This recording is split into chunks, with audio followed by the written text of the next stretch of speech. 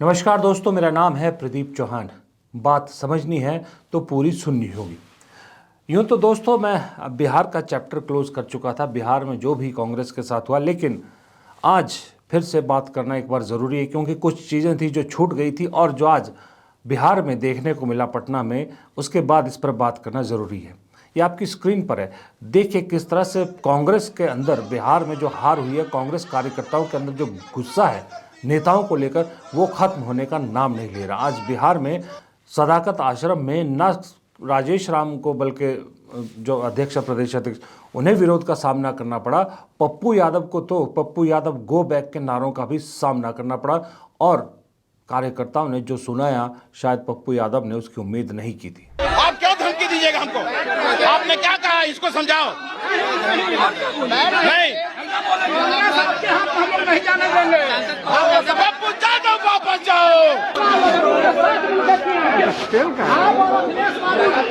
नहीं है, हम सब यहाँ पर अखिलेश बाबू भी उतने ही दोषी हैं जितने राजेश राम और देवेंद्र यादव छोड़। ये उबाल बिहार कांग्रेस में थमने का नाम नहीं ले रहा और बिहार कांग्रेस का ये उबाल काफ़ी हद तक मुझे लगता है सही भी है, क्योंकि पूरी मेहनत पर पानी फेरा गया जब टिकट डिस्ट्रीब्यूशन हुई, जब टिकट बांटे गए। जो टिकट बांटने में धांधली कांग्रेस में हुई है, गड़बड़ियां हुई है, वो अपने आप में अचंभित करने वाली थी, क्योंकि कांग्रेस की जो एक हवा बनी थी, उस हवा को कैसे पंचर किया जाए, उस टिकट डिस्ट्रीब्यूशन में बहुत बड़ा रोल प्ले किया गया। आज मैं आपके सामने एक जो परिस्थितियां हैं वो सामने रखूंगा और डॉट आप खुद कनेक्ट कीजिएगा कि जो डॉट कनेक्ट करने की कोशिश कर रहा हूं वो डॉट कहीं ना कहीं कांग्रेस, बिहार और अमित शाह, इन तीनों में जुड़ते हैं। क्या कॉमन कनेक्शन तीनों में, क्या खेल हुआ है बिहार में, ये जानना ज़रूरी है।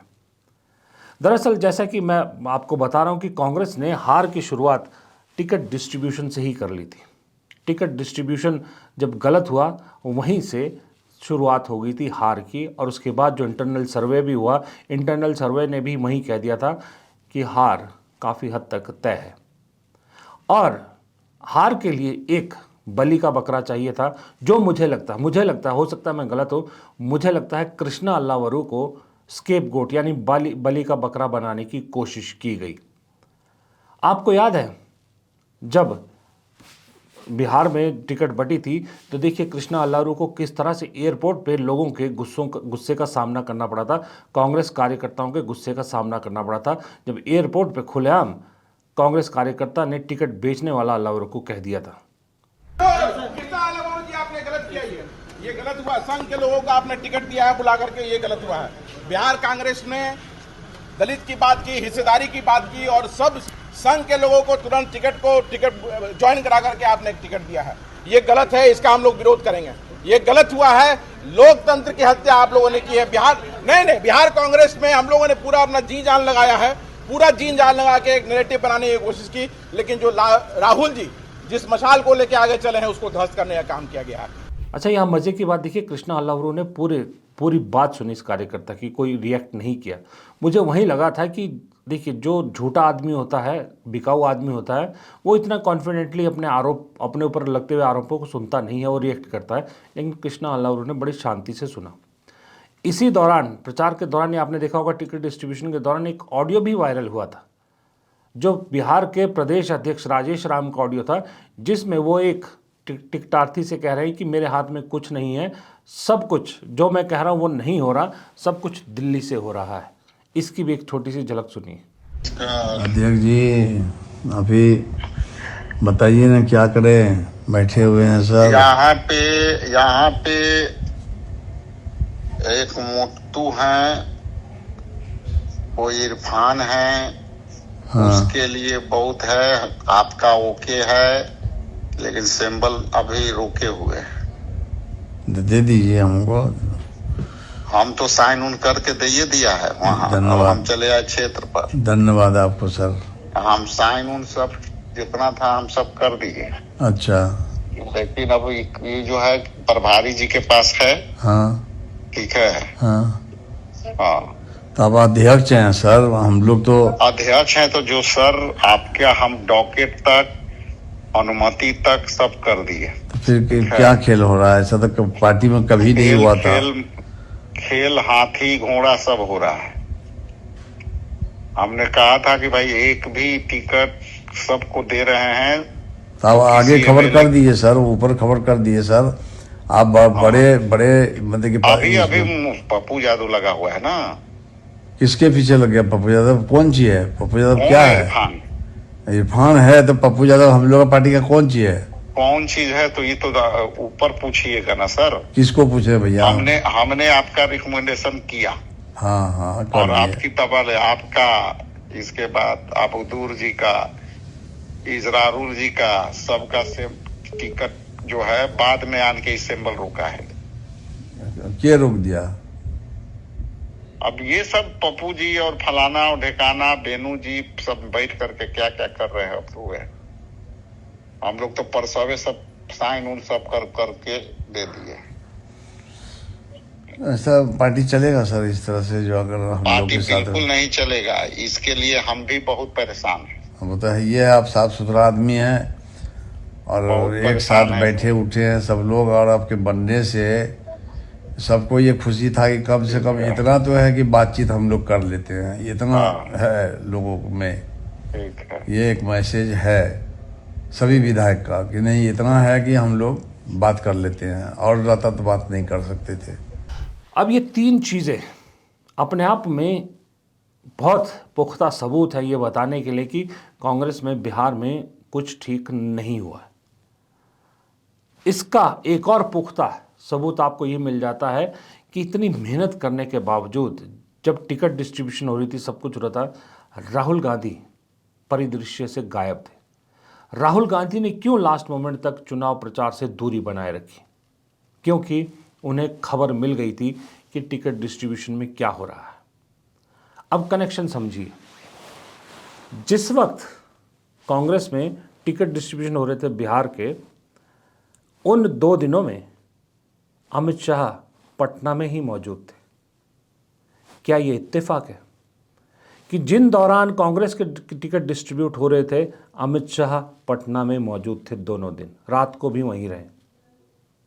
डॉट जोड़ने की कोशिश कर रहे हैं लोग। क्यों? क्योंकि जिनको टिकट मिली, जिनके टिकट को लेकर कांग्रेस में बवाल मचा, वो सब टिकट पटना से नहीं मिले। वो टिकट मिले कहाँ से? दिल्ली से। जिनको टिकट मिल रही थी वो टिकट लेने वाले दिल्ली क्यों आ रहे थे? उन्हें दिल्ली क्यों बुलाया जा रहा था? जबकि कृष्णा अल्लावरू पटना में थे, राजेश राम पटना में थे, और लोग पटना में थे, जो कमेटी बनी थी, उन्हें दिल्ली बुलाया जा रहा था। वो दिल्ली से टिकट ले रहे थे, और दिल्ली से टिकट लेने के बाद जैसे कि आरोप लग रहा है कि रायपुर जा रहे थे। पटना से दिल्ली, दिल्ली से रायपुर, रायपुर से फिर पटना। और पटना में कौन मौजूद थे? जैसे मैंने कहा, अमित शाह। अब सवाल ये उठ रहा है कि जो दिल्ली आ रहे थे, ये किससे मिलने आ रहे थे, और दिल्ली में ये टिकट कौन दे रहा था? फिर रायपुर क्यों जा रहे थे? सभी नहीं गए, पर जिनके टिकट को लेकर बवाल उठा, काफ़ी हद तक काफ़ी लोग ऐसे गए जो पटना से दिल्ली, दिल्ली से रायपुर, रायपुर से पटना का सफ़र किया। ये एक बहुत बड़ा सवाल है कांग्रेस के अंदर। कुछ ने तो आरोप लगाया था कि पेमेंट रायपुर में जमा हो रही थी, रायपुर में डिपॉजिट हो रही थी, वो अलग बात है। फिर एक अजब कहानी मुझे और पता लगी, जब इसको मैंने और छाना भी ना, तो कुछ लोगों ने मुझे ये कहा कि पार्टी में फंड की कमी थी, पार्टी के पास चुनाव लड़ने के लिए फंड नहीं थे, इसलिए कुछ ऐसे लोगों को टिकट दी गई जिसने पार्टी के लिए फंड मुहैया करवाया। आप सोच सकते हैं, ये भी एक तर्क दिया गया मुझे कि फंड इन लोगों ने उगाया पार्टी के लिए, तो इन्हें टिकट मिली। ये एक रीज़न दिया जा रहा है। तो दोस्तों, जब बात पैसे की चल रही है, आर्थिक स्थिति की चल रही है, तो बहुत से लोग मुझे भी कमेंट सेक्शन में पूछते हैं कि अपनी इनकम कैसे बढ़ाएं। इसके लिए मैं आपको इंट्रोड्यूस करवाना चाहता हूं एक शानदार ऐप से, जिसका नाम है मार्केट वुल्फ। ये सेबी रजिस्टर्ड ऐप है और जो इंडिया में काफ़ी तेज़ी से बढ़ रहा है। चलो देखते हैं कि इसे यूज़ कैसे करते हैं। देखिए, मैंने यहाँ पर अपना पिन डालकर लॉग इन कर लिया। अब इसके बाद बस फॉलो ट्रेंड पर क्लिक किया और ये आपको प्रॉफिटेबल ट्रेंड दिखाता है जो बाजार में चल रहे हैं। और आप एक ही क्लिक में फॉलो कर सकते हैं इन सबको। आप यहां बहुत छोटी सी इन्वेस्टमेंट अमाउंट से भी ट्रेडिंग शुरू कर सकते हैं, जहां दूसरे ऐप्स पर आपको 3 गुना ज्यादा पैसे चाहिए होते हैं इन्वेस्ट करने के लिए। इसमें इनबिल्ट स्टॉप लॉस फीचर भी है जो आपको नुकसान से बचाता है। जैसे ही ट्रेड एक लॉस के लेवल तक पहुंच जाता है, यह खुद ही स्टॉप लगा देता है ताकि आपको कम से कम नुकसान हो। और इनका ब्रोकरेज भी इंडस्ट्री में सबसे लोएस्ट में से एक माना जाता है। देखिए, प्रॉफिट ट्रेंड के हिसाब से मूव कर रहा है। मैंने स्टॉप ट्रेड क्लिक किया और बस 1306 का प्रॉफिट बुक कर लिया इतने कम टाइम में। इस पूरी फैसिलिटी को आप सिर्फ 99 रुपए की लाइफ टाइम फी के साथ शुरू कर सकते हैं।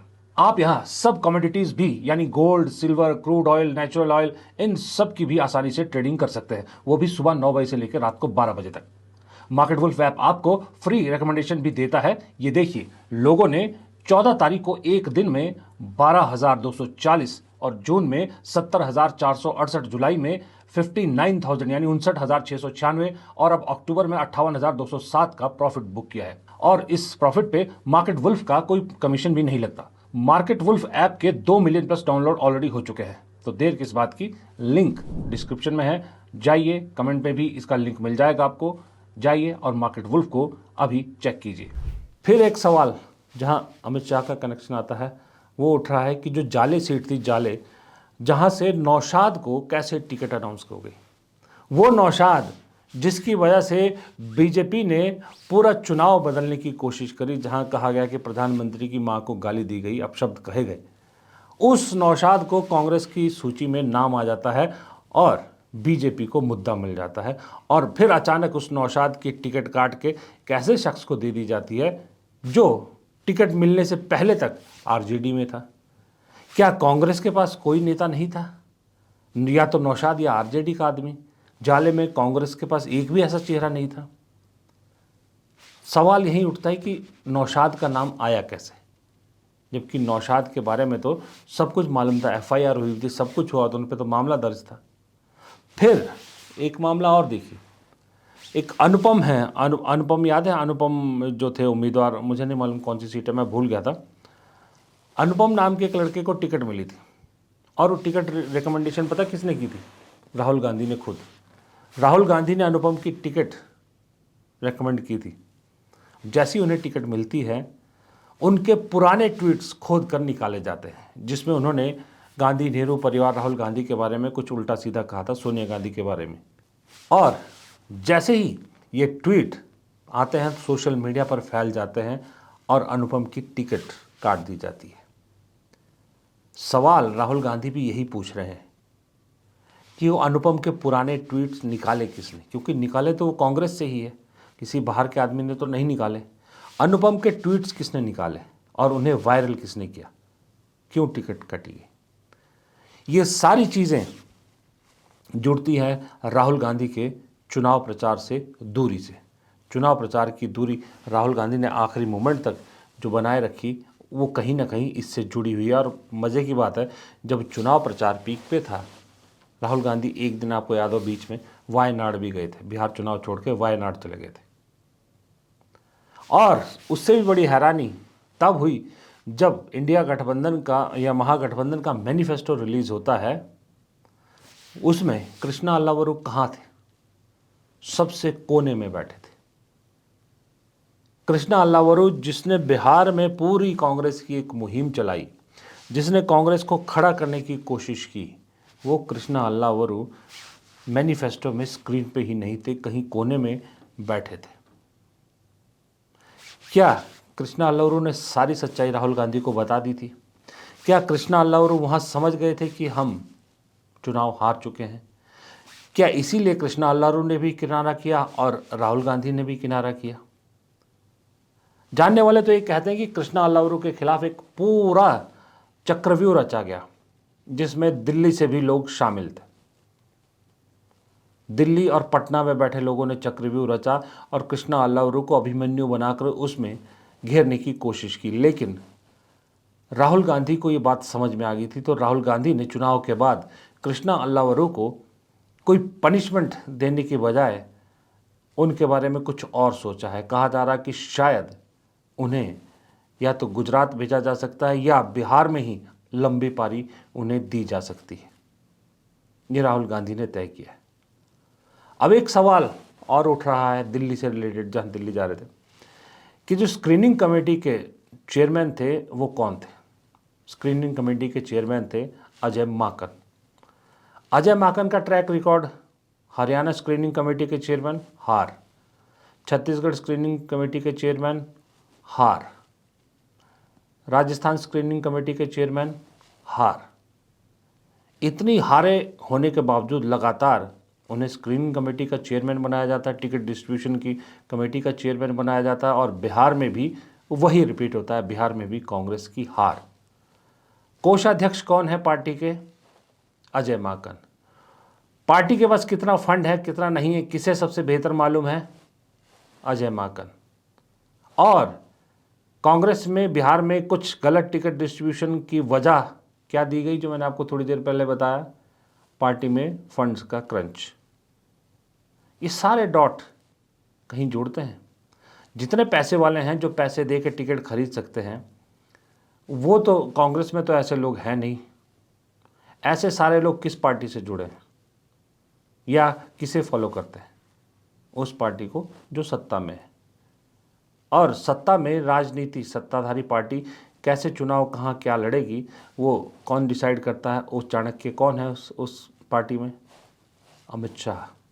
और फिर मेरी पहली बात पे आइए कि जब कांग्रेस की टिकट बंट रही थी तो अमित शाह कहाँ थे? पटना में, बिहार में। अब ये सारे डॉट आप कनेक्ट करके देख लीजिए, क्या कोई तस्वीर उभरती है? क्या कोई कहानी बन रही है? अच्छा, एक सवाल और जो बहुत वाजिब सवाल है। कहा जा रहा है कि कांग्रेस में टिकट खरीदी गई, ठीक है, उसके बहुत से लोग कह रहे हैं कि खुलेआम मिली, रायपुर में पैसा जमा हुआ, सब कुछ हुआ, ठीक हुआ। जब कांग्रेस में ये टिकट खरीद फरोख्त हो रही थी उस वक्त ईडी, इनकम टैक्स, सीबीआई ये क्या कर रही थी? भाई अगर कांग्रेस में ये सब खरीद फरोख्त हो रही थी, अगर सीबीआई, ईडी, आईटी लोगों को किसी को गिरफ्तार करती तो बीजेपी को तो बीच चुनाव में कांग्रेस को ध्वस्त करने के लिए बहुत बड़ा मुद्दा मिल गया था। वो तो खुलेआम दिखती कि भाई कांग्रेस देखिए कैसे पैसे का इस्तेमाल कर रही है। लेकिन ना सीबीआई ने, ना ईडी ने, ना इनकम टैक्स ने कोई रेड नहीं की, कोई जांच नहीं की, कोई मामला ऐसा नहीं आया, क्योंकि जो बॉस बैठे थे पटना में, उन बॉस की शायद कुछ और डायरेक्शन थी कि लोग उन्हीं के थे। ये बहुत से सवाल बिहार में उठ रहे हैं, और बिहार का जो कार्यकर्ता है, जिसने, सही में मैं कहता हूँ, जिसने 6 महीने अपनी दिलो जान लगाकर पार्टी को खड़ा करने की कोशिश की, उनका गुस्सा जायज़ है। पप्पू यादव भी कोई बहुत दूध के धुले नहीं थे इस चुनाव में। उन्होंने भी बहुत गेम्स करी, उन्होंने टिकटें कटवाने में बहुत बड़ा रोल अदा किया। कहा जा रहा है कि टिकट तो नहीं दिलवा पाए इतने लोगों को जिनको चाह रहे थे, लेकिन टिकट कटवाने में बहुत अहम रोल अदा किया। जो जो उनको पसंद नहीं थे उन लोगों के टिकट कटवाने में और उनका नेगेटिव फीड देने में बहुत अहम रोल पप्पू यादव ने भी अदा किया है। हालत क्या हुई? हालत ये हुई कि सिर्फ 6 सीटों पे आप रह गए। राजेश राम खुद अपना चुनाव हार गए, बड़े बड़े तीसमार खां सब हार गए। अखिलेश प्रताप सिंह तो चुनाव से पहले से दिख रहे थे कि वो बैटिंग किस तरफ से कर रहे हैं। उसके बावजूद अखिलेश प्रताप सिंह न सिर्फ चुनाव के दौरान मुख्य चेहरे थे, बल्कि अभी भी खुल के खुलेआम घूम रहे हैं। उनसे किसी ने एक सवाल तक नहीं पूछा है। तो ये जो 3-4 चेहरे हैं, इनको बचाने के लिए दिल्ली से लोग कृष्णा अल्लावरो की बलि देना चाह रहे थे, जो शायद बच गए। उनकी किस्मत अच्छी थी कि राहुल गांधी को उन पर भरोसा था, राहुल गांधी ने उन्हें भेजा था, शायद इसलिए बच गए। वरना कृष्णा अल्लावरो की जगह कोई और होता तो अब तक उसकी बलि चढ़ गई होती। तो ये कहानी है बिहार की। तो जाते जाते एक बार फिर आपको याद दिला दूं कि मार्केट वुल्फ ऐप इंडिया में बड़ी तेज़ी से बढ़ रहा है और इसके 2 मिलियन प्लस ऑलरेडी डाउनलोड हो चुके हैं। तो आप इस ऐप के साथ अपनी ट्रेडिंग जर्नी अभी शुरू कर सकते हैं। लिंक मेन डिस्क्रिप्शन में और पिन कमेंट में दिया है, बस क्लिक करके डाउनलोड करिए अभी। फिलहाल प्रदीप चौहान को दीजिए इजाज़त। वीडियो पसंद आए तो वीडियो को लाइक कीजिएगा, दोस्तों के साथ शेयर कीजिएगा, कमेंट बॉक्स में आपकी राय हमेशा बहुत महत्वपूर्ण होती है। और अगर आपने चैनल को सब्सक्राइब नहीं किया है तो प्लीज़ 2 गुजारिश आपसे रोज़ करता हूं मैं, वीडियो को लाइक करना और चैनल को सब्सक्राइब करना, ये आपकी जिम्मेदारी है और सही जानकारी आप तक पहुंचाना हमारी जिम्मेदारी है। बस यूं ही साथ बनाए रखिए। नमस्कार।